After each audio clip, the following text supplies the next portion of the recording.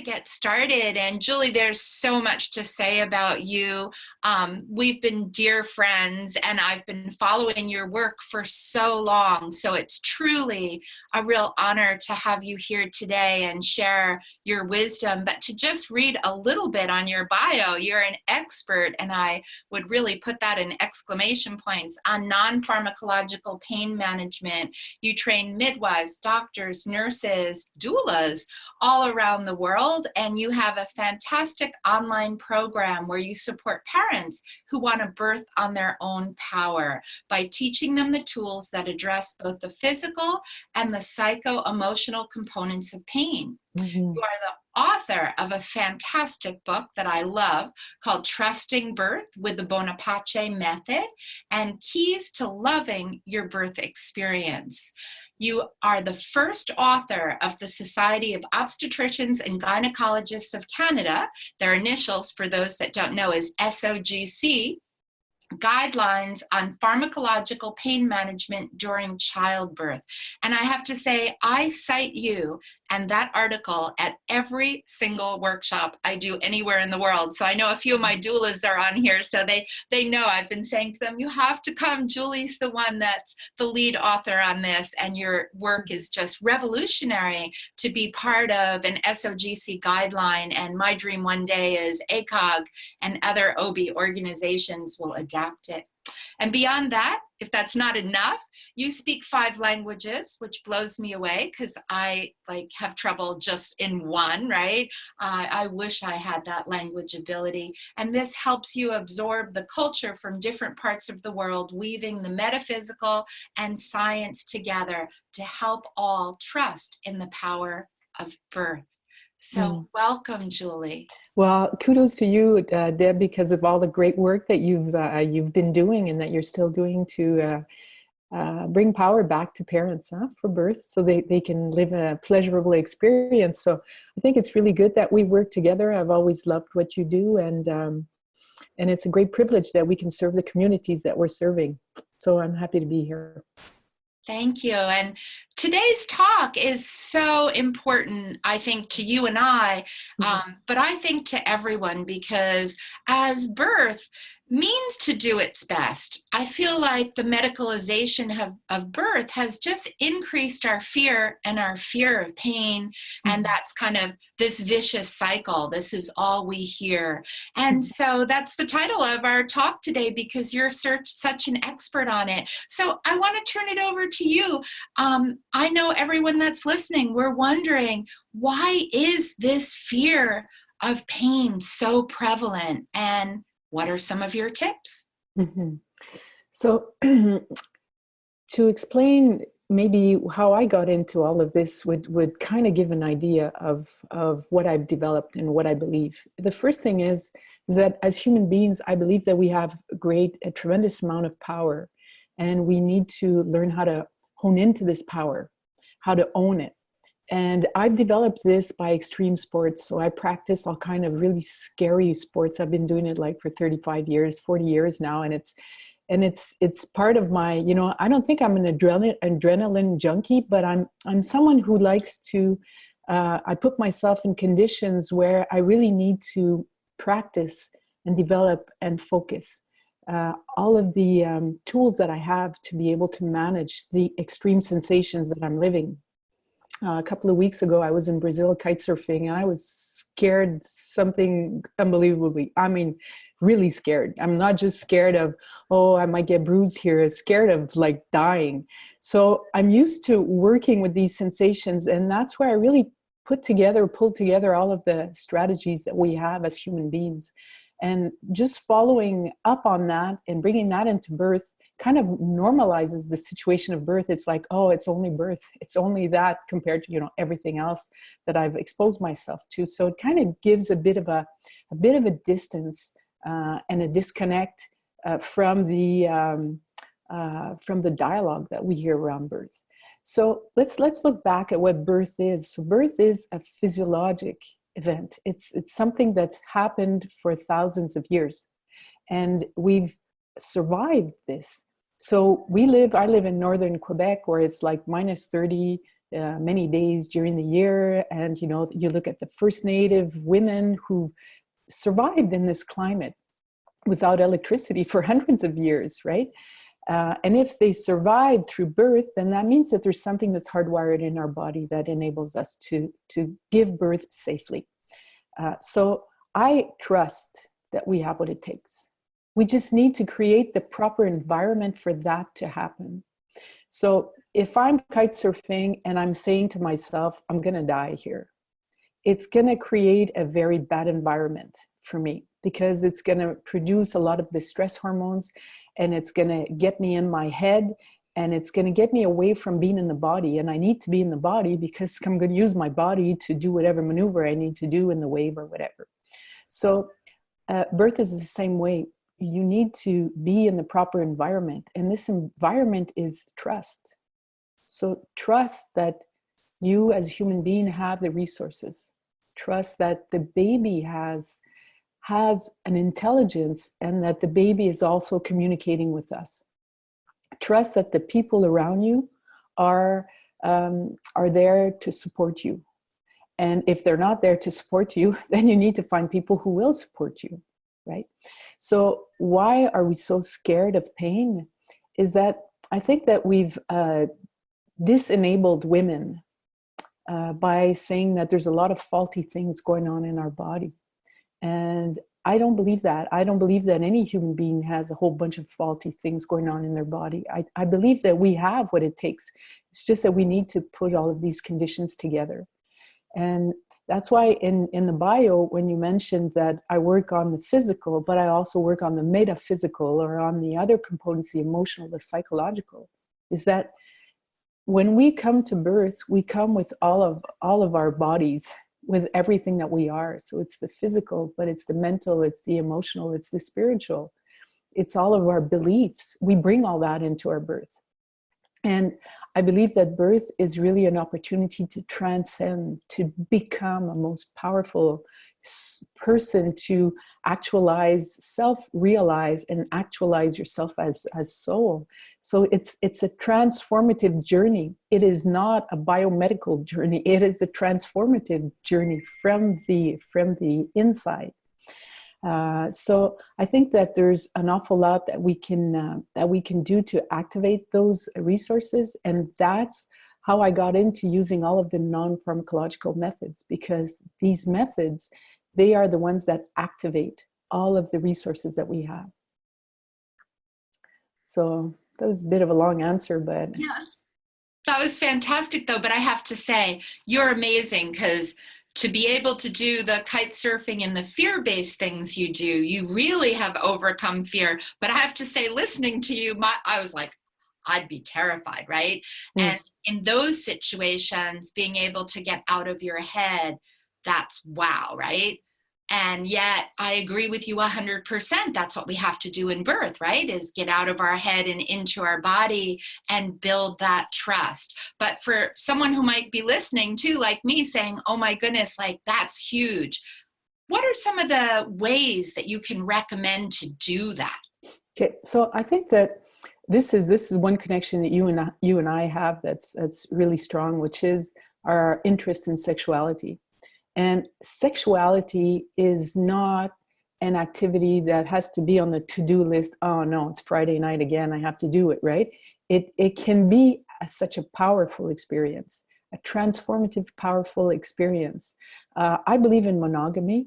I think that when we're with the same partner, we can deepen the links that we have.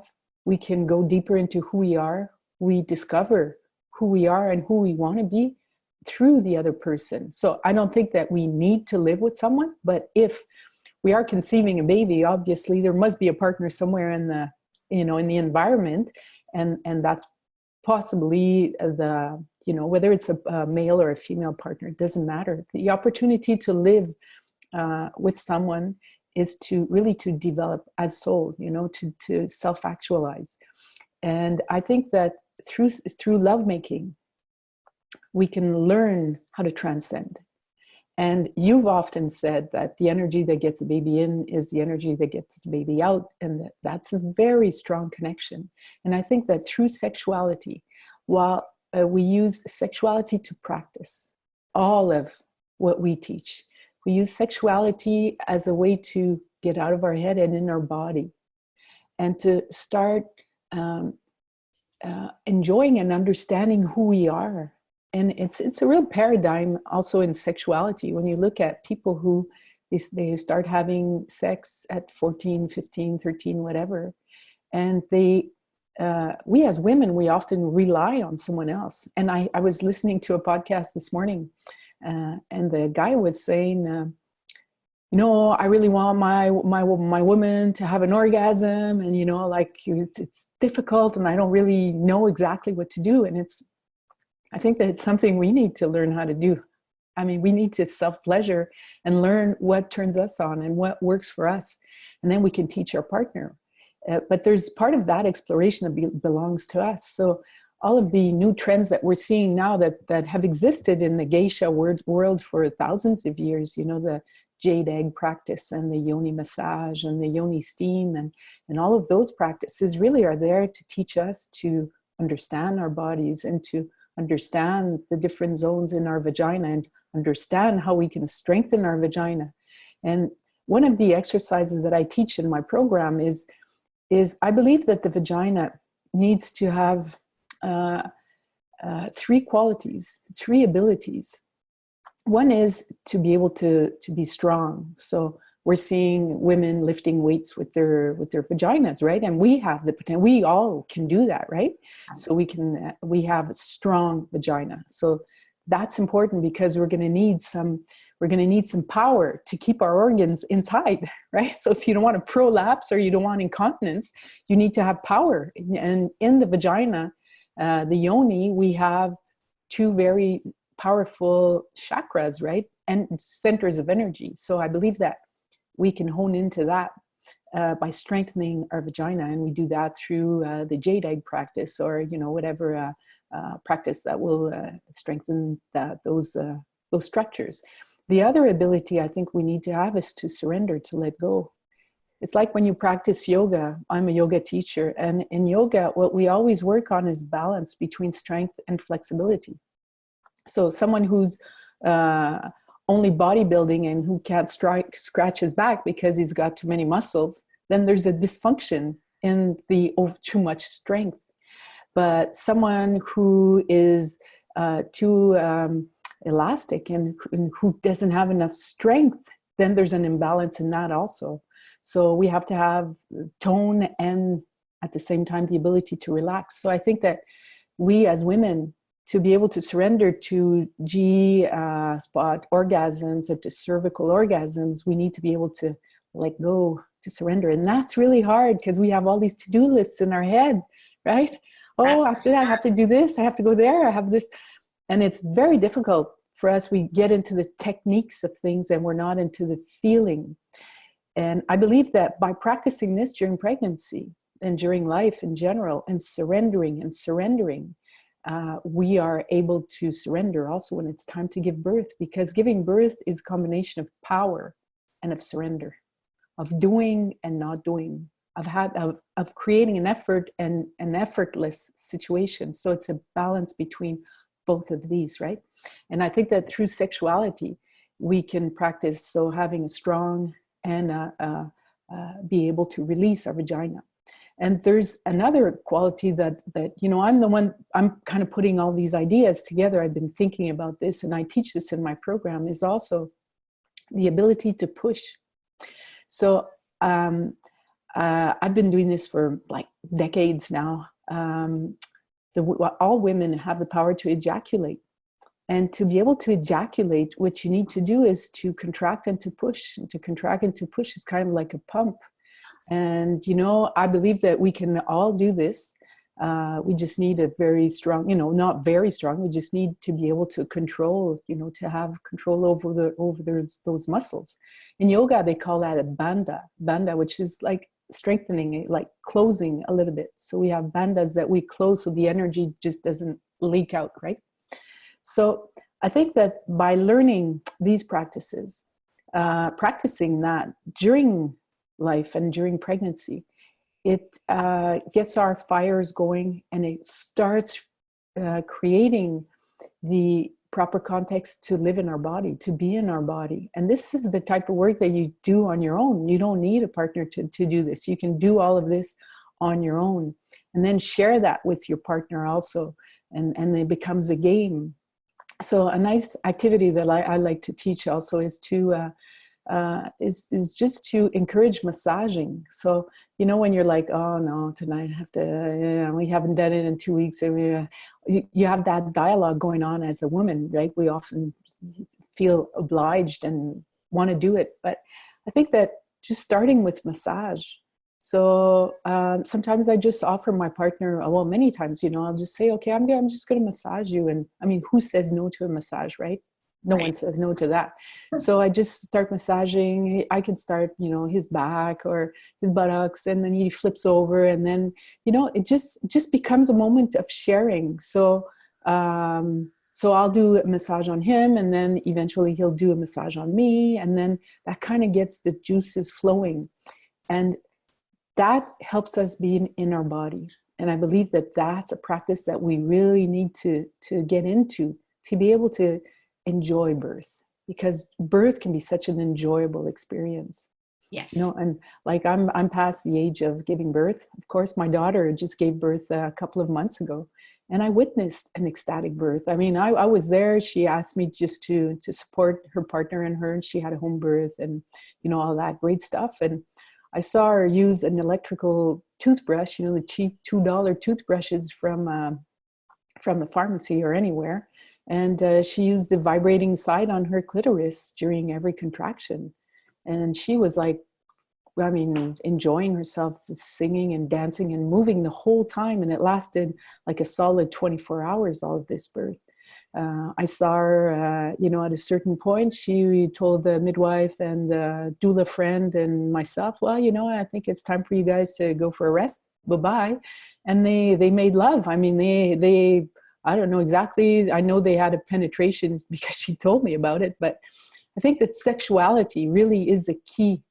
It is a key because it enables us to open up, to surrender, to produce the proper hormones that we need. It enables us to be in our body, not in our mind. And I think that that is such a great practice. Yeah, I couldn't agree more. So well said, right? And when we're talking about preparing, how do we get over fear of pain? Often people don't go to sexuality. I'm sure some of you here today were like, wait a second, that wasn't what I kind of signed up for. But I agree with you so much. It's such a missing piece as we look at body, mind, spirit, and sexuality in preparing for birth, and how we can fully experience our body, the pleasure, the joy, the ecstasy, and that's what I call the orgasmic kind of pleasure that's accessible in birth as well. Exactly. And there's one thing, Debra, I wanted to say is that if as a woman you're experiencing fear in going into birth, you need to release that before. You really need to look at it, release it, and see where does it come from. Because we live in a culture of fear. There's a fear. It's like we've created, you know, I coach parents all the time and I ask them, so what's your project? You know, what are your wishes? What are your birth wishes? And people say, I don't want to have pain. I'm like, okay, then, well, you know, I just don't want to have pain. It's like, okay, how about a healthy baby? How about, you know, experiencing pleasure? How about having a safe birth? You know, how about, it must be something else, you know, are you just scared of pain? That's it? Yeah, pain. Easy. I mean, easy, because pain, there's so much that you can do to release pain. The first thing that needs to be done is to identify where the idea of a painful birth comes from. So sometimes it's transgenerational, right? So it comes from everything you've heard from your mom, your grandmom, or, you know, whatever stories around you, your friends, and, you know, it was so painful, and it was so, we need to identify where that fear comes from. But of course, we live in a culture where the prevalence of pain is, you know, that's the first thing up there. And the paradigm of pain in the medical profession is you eliminate pain. You know, I used to work in a pain research lab, and the goal was to eliminate pain, right? So so you're looking at birth and you're saying, well, why do we have pain in birth? Well, that's a good question. And we asked that question in our guideline. And we said, well, what is the origin of pain in birth? Where is the origin? You know, like if you drop a rock on your foot, or if you cut your foot, the origin of pain, the signal comes from the lesion that you've created in your foot. But in birth, where is the lesion? There is no lesion. So most of the times women have intact uteruses, the vagina is intact. I mean, so why is it so painful? So actually there is no reason to explain the origin of the sensations. So probably the stretching, it's like when you practice yoga, some poses, you know, you stretch and you hold them long and then it kind of feels like uncomfortable. And that can be perceived as pain. But breathing through it, releasing, focusing your attention on releasing, talking to yourselves, or, you know, having a mental dialogue saying, I'm fine, I'm working with my baby. You know, the cognition that you have is going to influence what perception you have. But there's nothing to explain the intensity of what women live. So I think that we've been conditioned to believe that there is pain. We've been conditioned to buy into it. We've been conditioned also to eliminate it and not to work with it. And that's the new paradigm that we're trying to get into the medical community, which is women need to work with their sensations because the sensations are telling them what to do. They're telling them, don't sit down, don't lay down. You know, go on your side, move your belly, move your pelvis. They're telling you, they're teaching you what to do. You're working with your baby. Your baby is talking to you through your sensations. So let's work together. And let's not try to eliminate that. It's like if you're having sex, why would you want to not feel anything in sex, right? The purpose is to feel something, right? To enjoy it, right? So what you wouldn't want an epidural before having sex because you'd be passive and you'd be, you know, like non-reactive. You wouldn't feel anything. So it's the same with birth. Birth is an opportunity, you know, to live all these strong sensations, but depending on what mentally you have as a framework, it's going to influence what you're going to live. So that's why the preliminary work of eliminating the blocks and saying, okay, where does this come from? Well, this is not my story. This is the story I saw there on that film or from my mom or from these, and I'm going to create my own story. So that's why I in my program, I teach people to let's create the birth you want. And you can do this by unhinging all of the blocks that you've accumulated throughout your womanhood, let's say. So I think that that's an important piece. And the tool that I use to do that is the emotional freedom technique. So when you use EFT, which is tapping, when you tap, it enables you to get into an altered state of consciousness where you're able to release things that you didn't even know existed. And that's where we really need to get into to be able to release this fear. And there's also another piece to that, which is the medical interventions. So on our guideline, we have a piece on that also that says that there are many medical interventions that increase pain. And because of these interventions, women have more pain. And because they have more pain, they have more interventions. So you have an epidural, and because you've taken the epidural, then you have to have synthetic oxytocin, then you have to have vacuum extraction, and then you have to have a repair of your lesions on your perineum, and then it just goes on, right? So the breastfeeding doesn't begin, the attachment is more difficult, and you have all of these consequences of having started with medical interventions. So I work in countries where women aren't allowed to eat and drink. So if you can't eat and drink, you're going to suffer. It's going to be harder. You know, you try not to eat and drink for 24 hours and you're going to run a marathon or you're going to have a very, demanding activity. It's going to be really hard. So not moving, they're tied to a bunch of monitors and to a bunch of computers that are making sounds, that are giving signals. That's activating the reptilian brain that's saying, holy cow, something's wrong. You must be in danger. So that reduces the good hormones that create the contractions. Then you have to give synthetic hormones. And then when you do that, you inhibit the good hormones, like the natural oxytocin that has an analgesic effect. And because of that, the pain is going to be more intense. So then you take the epidural, and that's what we call the cascade of interventions that you know very well. Yes. So a medicalized birth is a more painful birth because of the context. And also people who are coming in and out, they're invading a bit your privacy, and they're not doing it because they want to be spiteful. They're just doing it because that's their job, right? That's what everyone who's in a hospital is sick. That's where sick people go. So, I work in Algeria, and they call the women who's birthing, they call her the patient, the sick patient. So la malade, and then you're like, well, who wants to be a patient, right? So you're not a patient, you're a laboring goddess, yes, woman potential, right? So you're in a state of transformation.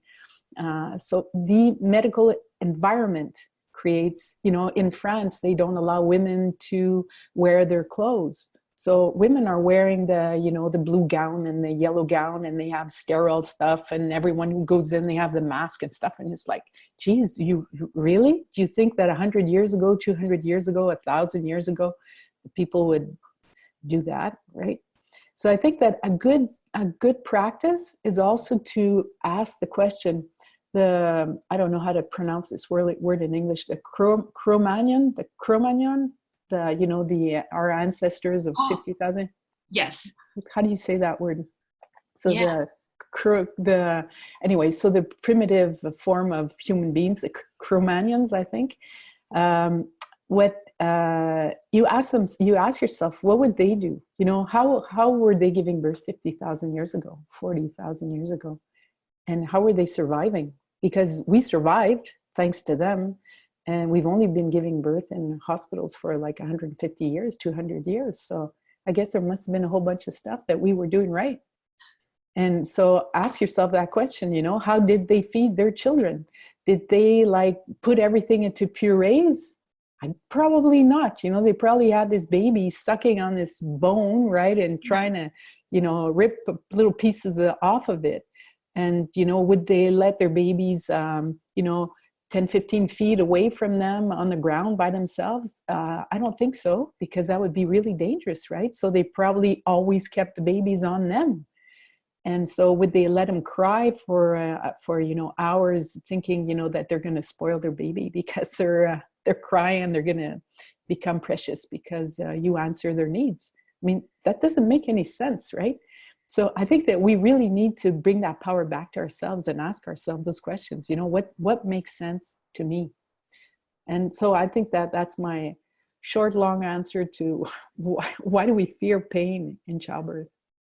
Yes, and thank you. Fantastic ways to explore and get us thinking in new ways, and fantastic tips too that I hope everybody that's listening, if they're pregnant, or I know that we have some doulas and birth keepers with us, that we need to explore in ourselves, right? Because it begins with us, and then we can also bring that to our clients. Well, I know we're coming up on about a half an hour, and for the people that are listening, do you have any comments or questions? I'd love to open it up to see if there's anything that Julie's given as tips or things that you'd like to say. So feel free to type into the chat, or if you're in a quiet environment, I know some people could be at a work office or whatever, you might not want to join in there. But if you're in an environment and you want to unmic for a second to ask a question, please do. You guys are all quiet out there. I have a question. Sure. Thank you so much. This is really good and helpful.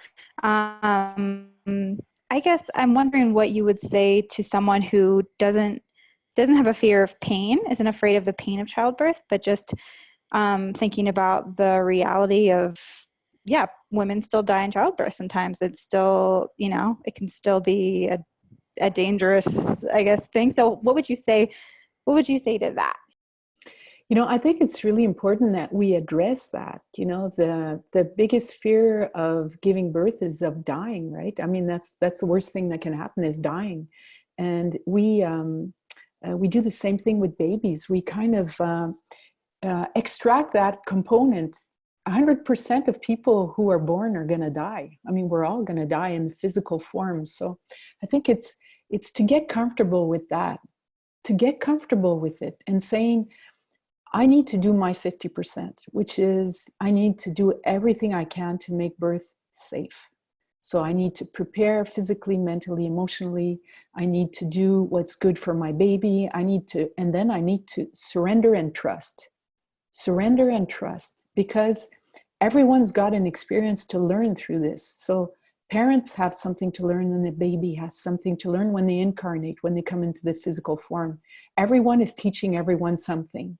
So by being able to say, I know it's something that could happen, so I will do my best for things to unfold well. I will do my 50%, and then I'll surrender, because no matter where you're at, it can happen. It can happen. So it's just getting comfortable with the idea that I'm going to do my best. You know, when I'm rock climbing and I'm scared shitless, I know I can die. I know it's there. It's in my mind somewhere saying, just do what needs to be done.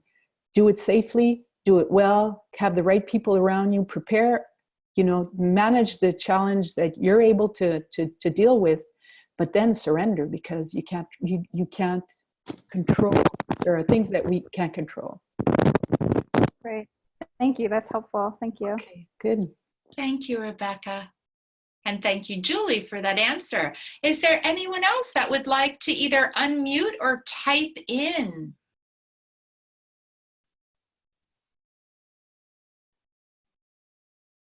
Okay, what do you think about episiotomy? Do you think it's normal or is it avoidable? Do you want me to answer that, Deb, or you want me to answer it? Go ahead. Yeah. I think it's ridiculous. I think it's ridiculous. We have no scientific proof that the episiotomy protects anyone or anything. When I work in France, you know, I see people who are teaching how to re-educate the perineum after they've cut it, and they say, okay, so here's a reminder on how to cut it, and then here's how to repair it, and it's a huge business. And I'm like, why are you even doing this? Why? We have no scientific proof that demonstrate that episiotomies do anything. First of all, they create a huge lesions in women. They have a huge impediment on sexual desire after. And that's why I tell the husbands, you see the scissor come out, man, you make sure you jump on whoever's got the scissors and you tackle him in the legs and just say no. When I say no, I mean, when I mean no, I say no. So what I would suggest is I believe that we have the ability to stretch our perineum. We do. I am convinced of that. There's a sexual practice that's called fisting, which is to insert one finger and two and three, and to, as a sexual game, to be able to release and to open until you have your partner's fist in your vagina. And if we're like, oh my God, well, oh my God, we're going to give birth and we have a whole baby come out of the vagina. So I think that we have this ability. It's just that we're so, you know, like unconscious of what we have, where our yoni is, right? So I think that we have all it takes. We just need to prepare for that. So the only reason that I would consider an episiotomy to be useful is if the baby is truly in danger, but truly in danger. And it's not like, oh, we've been pushing for a half hour now and we're kind of tired of this and I want to go out to dinner, so I'm going to do an episiotomy so it goes faster. That does not constitute an urgency for me. Yes. And I would add into the episiotomy, Julie, that we do know that episiotomy is harmful. So why we certainly don't have evidence of benefit. I think somebody's unmuted now. If you Rihanna, I think. Yeah, I'm just looking. Okay, got it. So if you can look at the data, you see that it's harmful. But I want to share a little story. Some of you know, and Julie, when I was pregnant with my first, my biggest fear was episiotomy. So I really appreciate that question. And it was really amazing that, to me, what I wanted more than anything was not to be cut. And the more I thought about it and learned, and as we look at sexuality, we all know when we are aroused, the vagina can open up to 2 inches in arousal. And that's part of the state of getting juicy and open. And so why are we not really considering the sexuality of birth? In most environments in birth, our vaginas are saying no how, no way, and they're gonna be in a place where they're not wanting to open, which is making it, I think, why more babies need to be sucked out and pulled out and that. But I went to my doctor and I was pretty clear. I had a male physician, and with like a protractor looking at different circles of different sizes, I said, think about, and you don't have to answer, the size of your penis at this moment and the size it gets to when it's aroused. And you don't need a cut. Men kind of know that they can change shape and size, multiple times in a day. And I said, well, I believe that my perineum has the exact same elasticity. So I have a deal for you. If you don't cut me, I won't cut you. And that was really my way of feeling about episiotomy, that I would take absolute, it would be my responsibility if I didn't do, as you so well, Julie said, the preparation. It wasn't about just saying, I'm just going to do nothing. I did a lot of prep on being able to open, and a lot of prep about birth position and how to push and how to listen to my body so that I would maximize that. We have a couple of questions. Maybe we could look at, Deb, there's someone asking about a C-section and saying that she had a first birth. My son was C-section, so one of my fears is not being able to have a vaginal birth. Again, at the same time, the idea of another C-section. So I think that there's a lot of trauma that's associated with birth in our field, and just not thinking about it is not going to fix it. So whatever investment you make into releasing the blocks from a previous birth is really important and is key in preparing for the next birth. So it's very difficult to go into a new birth without releasing the first birth. And that can take just an hour. An hour of good coaching where you do some EFT, and then you're able to see where things went wrong the first time, and then to be able to reframe that situation, what we call cognitive shift, and then release that to be able to start again. So this is a new birth, this is a new environment. So I think that the best advice that I could give you, if you're scared of having another C-section, really is to release the previous birth. So to be able to work through it and figure out what went wrong or what went right, and what you could do differently and how you want to do it, and just get power over this. Because a lot of women experience the feeling of having no power when they have a C-section. They just like, oh my, it just everything was going so fast, or other people decided, and it kind of felt like I wasn't even involved in this decision. And that, I think that it's difficult, and we can work through that. So I think that that's a key part, I would say.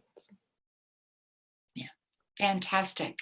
I really appreciate that. And also Megan maybe can post into an organization that I just am passionate about, and Megan, our pleasure coordinator, is also involved with, and one of the local representatives is ICANN, International Cesarean Awareness Network.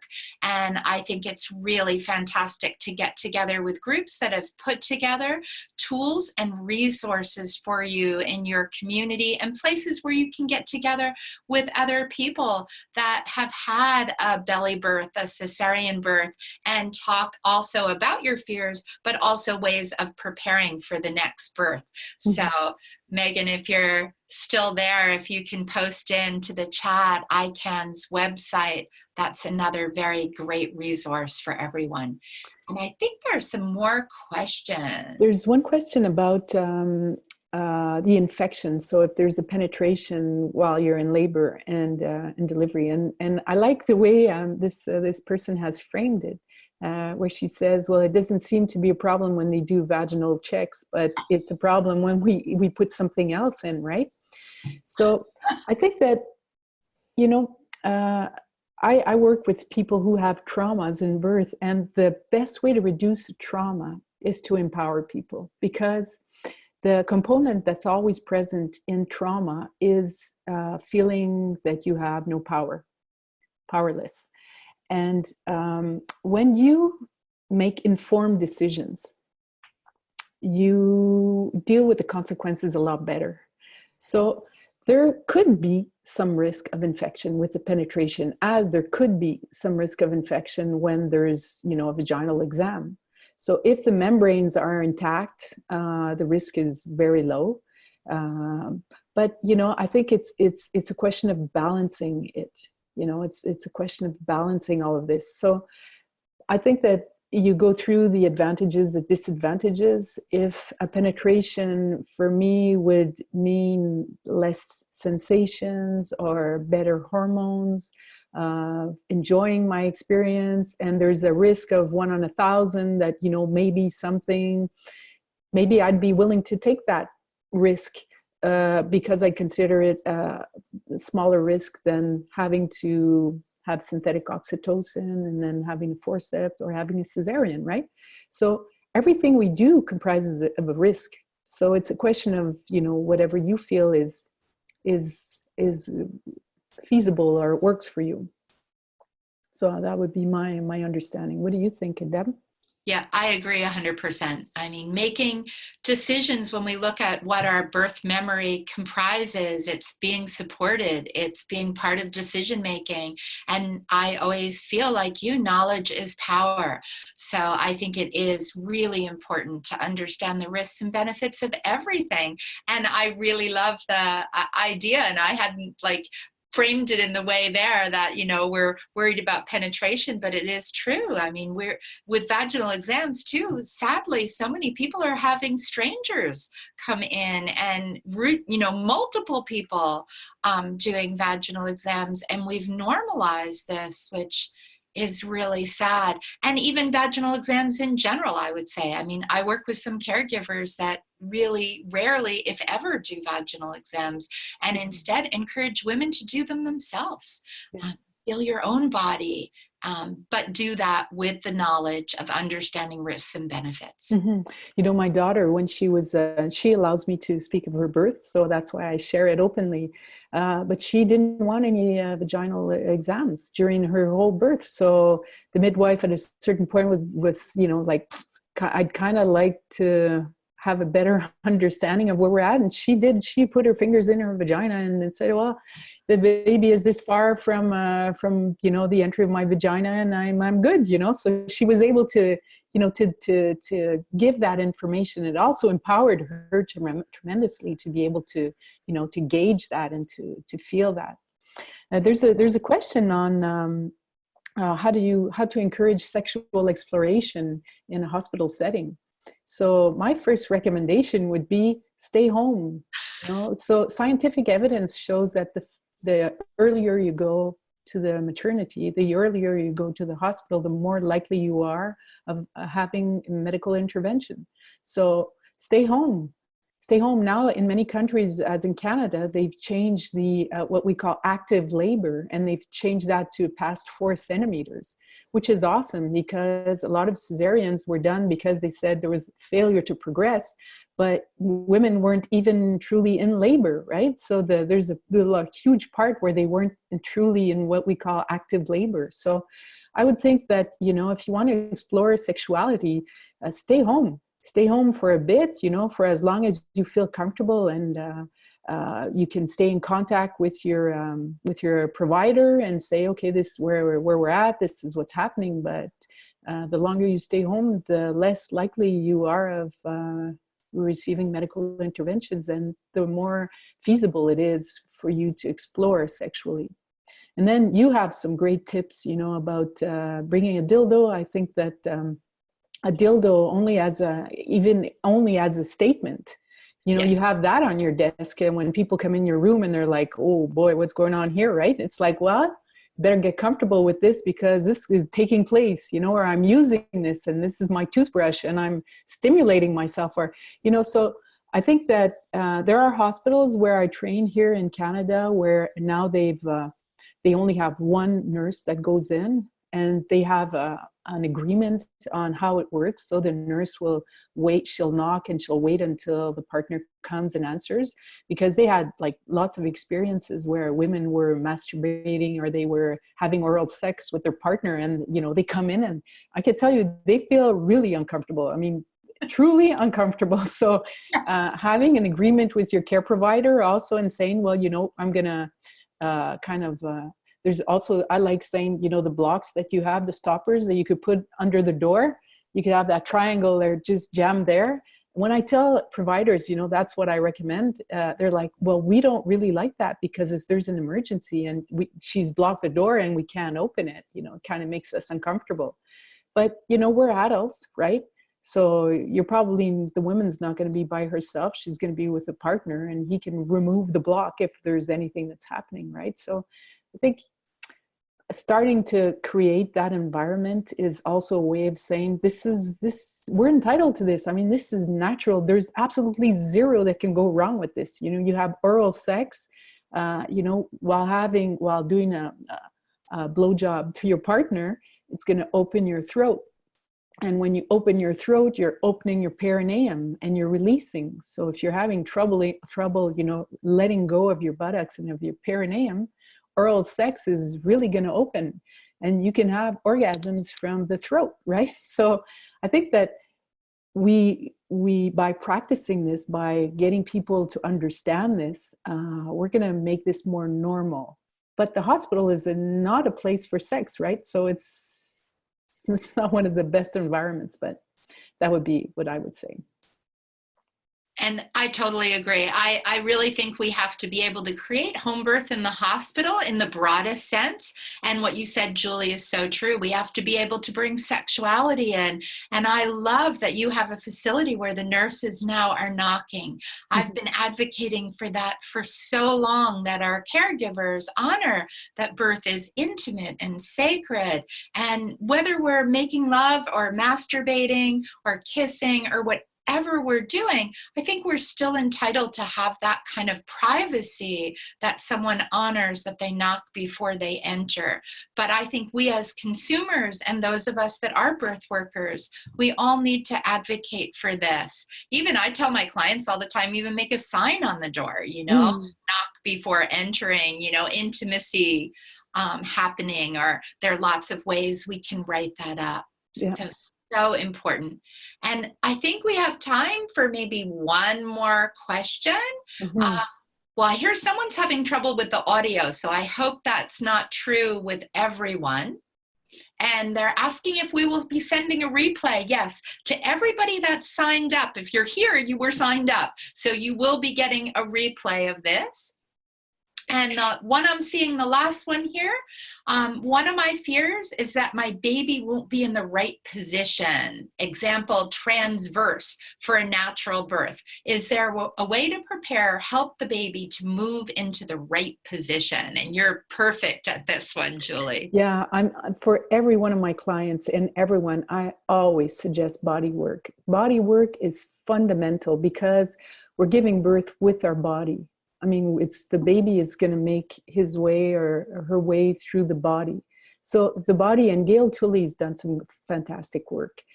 So I recommend to everyone to have some body work done to make sure that the soft tissues, the soft structures of the body are released and are aligned.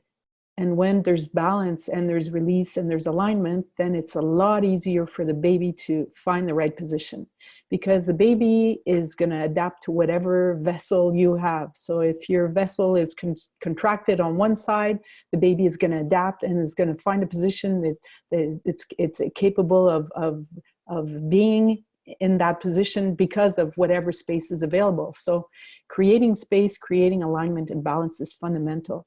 So I recommend, so as body practices, yoga, yoga of alignment. So not any types of yoga. So yoga that will work on aligning the body. So Iyengar yoga is a very, very good practice that's, that really works on balancing the body. So if you have that in your environment, that's awesome. I would definitely recommend that. Or any other types of yogas also will help to create some space and create some alignment. What I like to do is also recommend that people see osteopaths or a chiropractor or a physiotherapist, fascia therapist or sacral, cranial sacral. So anyone who does body work and who specializes in birth is even better, because there they'll be able to see if there are any torsions or if there are any limitations. And then there's the basic practices that Gail Tully has on her website, the Spinning Babies, where there are 3 or 4 movements, the 3 sisters that you can practice. I'm also a practitioner for Spinning Babies. So when you look on her website, she has practitioners that are able to guide you if you have any issues. But I would say if on a previous birth you were experiencing difficulties with the positioning of the baby, for example, you had a posterior birth or you had a transverse baby or you had a cesarean, I would definitely look into checking out, making sure that the body is well balanced, because the positioning of the baby will also impact the sensations that you have.